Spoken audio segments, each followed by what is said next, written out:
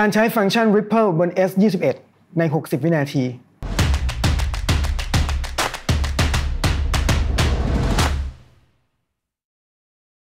ฟังก์ชัน Ripple จะช่วยให้การเซตอัพของคุณง่ายและเร็วขึ้นวิธีการก็แสนจะง่ายเข้าไปที่หน้า Setup เลือก Source กดที่ฟังก์ชัน Ripple เลือก Input และจำนวนที่คุณต้องการกด Confirm เพียงเท่านี้ก็เสร็จแล้วง่ายมากส่วนการยกเลิกการ Ripple หรือการ Unripple นั้นก็ง่ายวิธีเดียวกันเข้าไปที่หน้า Setup เลือก Source กดที่